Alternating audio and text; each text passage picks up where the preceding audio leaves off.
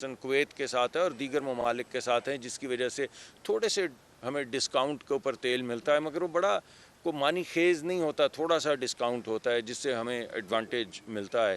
ایک تو بین الاقوامی منڈی میں تیل کی قیمت یا گیس کی قیمت ایک بہت امپورٹنٹ عمل ہے۔ دوسرا جو عمل ہے وہ ہے روپے اور ڈالر کا تناسب، کیونکہ دیکھیں ہم بین الاقوامی منڈیوں میں ڈالر میں جا کے، یہ جب بین الاقوامی قیمت طے ہو جاتی ہے خام تیل کی یا پیٹرولیم پروڈکٹس کی، تو ہم ڈالر میں اس کو خریدتے ہیں، مگر پیٹرول پمپوں پہ ڈالر میں تو نہیں بیچتے، تو پیٹرول پمپوں میں تو روپے میں بیچتے ہیں۔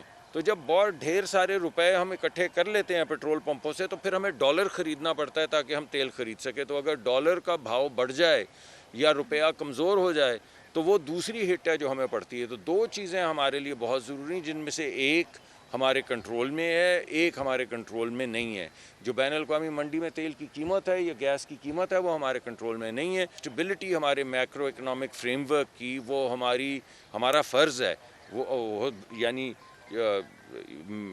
شارٹ ٹرم میں تو ہو سکتا ہے کہ کوئی بہت بڑی اسٹیبلٹی نہ آئے، مگر جیسا کہ آپ نے دیکھا ہے یہ جب سے عوامی حکومت آئی ہے پچھلے ایک آدھ مہینے میں، ڈالر اور روپے میں کے تناسب میں اسٹیبلٹی بھی آ رہی ہے اور تھوڑی کمی بھی آئی ہے، کوئی بہت بڑی کمی نہیں آئی مگر تھوڑی بہت کمی بھی آئی۔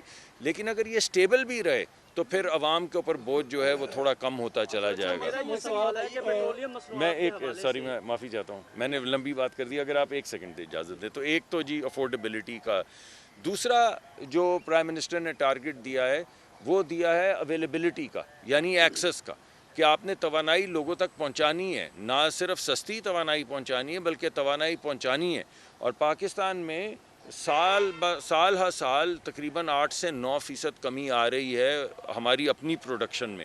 تو اس پروڈکشن کو بھرپور انداز میں آگے بڑھانے کے لیے پالیسیز جو ہیں وہ سامنے لانے کے لیے ٹارگٹس ہمیں دیے گئے ہیں۔ اور تیسری چیز جو ہے وہ سسٹینیبلٹی ہے، اور ہمارے لیے دو قسم کی سسٹینیبلٹیز ہیں۔ ایک تو فسکل سسٹینیبلٹی، $18 بلین $20 بلین کا ہم انرجی پروڈکٹس کو امپورٹ کرتے ہیں پاکستان میں، اور ایکسپورٹ ہماری جو ہے وہ اتنی زیادہ نہیں ہے۔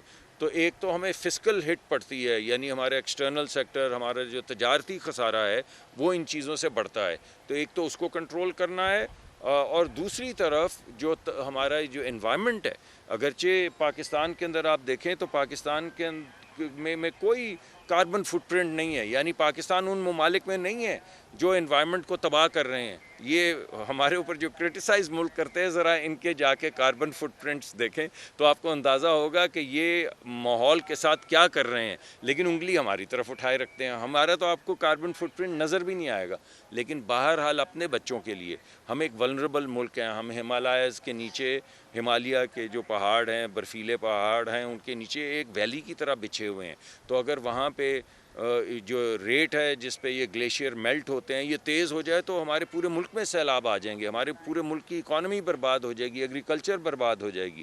تو اپنے بچوں کے لیے ہم نے ایک سسٹینیبل انرجی کا فریم ورک لے کے آگے بڑھنا ہے۔ تو یہ وہ 3 ایریاز ہیں جن میں پرائم منسٹر نے ہمیں ٹارگٹ دی ہے۔ معاشی استحکام ابھی تک نظر نہیں آ رہا، اس کی بنیادی وجہ ایک سیاسی عدم استحکام ہے۔ گورنمنٹ بار بار یہ کہتی ہے کہ ہم ان کو لیول پلینگ فیلڈ فراہم کر رہے ہیں، اس سے پہلے وزیر اعلیٰ بھی ایوان میں گئی، انہوں نے کہا جی ہم آپ کو ساتھ لے کے چلیں گے، لیکن ابھی تک جو سنی اتحاد کونسل کے رکن میاں اسلم اقبال ایوان میں نہیں پہنچ سکے، اور ہر بار ان کو روکنے کے لیے پولیس اتنی بڑی تعداد میں یہاں کھڑی ہوتی ہے۔ یہی صورتحال خیبر پختونخوا میں بھی ہے، وفاق میں بھی ہے۔ تو ایسی صورتحال کنفیڈریشن کی رہے گی تو کس طرح سے معاشی صورتحال بہتر ہوگی؟ دیکھیے آپ کا سوال بالکل بہت اچھا سوال ہے۔ میں سمجھتا ہوں کہ اس وقت سیاسی استحکام جو ہے وہ سب سے بڑی ضرورت ہے۔ سیاسی استحکام آئے گا تو اس کے ساتھ معاشی استحکام آئے گا۔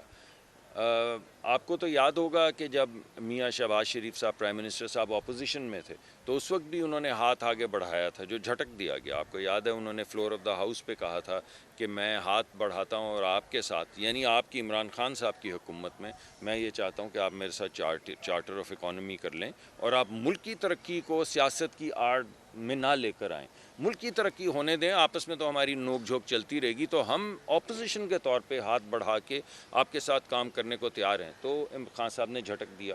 اس کے بعد جب میاں نواز شریف صاحب تشریف لائے تو انہوں نے پہلی تقریر میں کہا کہ اللہ کسی کو ایسا دن نہ دکھائے جب وہ اپنے والد کی تدفین میں شرکت نہ کر سکیں یا والدہ کی تدفین میں ایک مناسب انداز میں غمی میں شرکت نہ کر سکیں یا زندگی کے آخری لمحوں میں اپنی بیگم کا ہاتھ نہ تھام سکیں.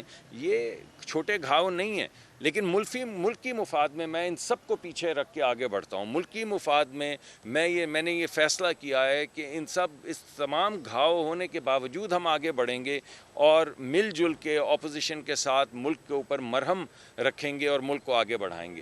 اس کے بعد آپ نے دیکھا کہ جس وقت الیکشن کے رزلٹس آئے ہمارے لیے آپ کو معلوم ہے وہ ڈس اپوائنٹنگ تھے. ہمارا خیال تھا کہ ہمیں 90 سے لے کے 105 110 سیٹیں مل جائیں گی. ہمارے جتنے مبصرین ٹیلی ویژن پہ آ رہے تھے، جتنے سرویز آ رہے تھے، ان سب کے مطابق اتنی سیٹس ہمارا خیال تھا ہمیں ملیں گی.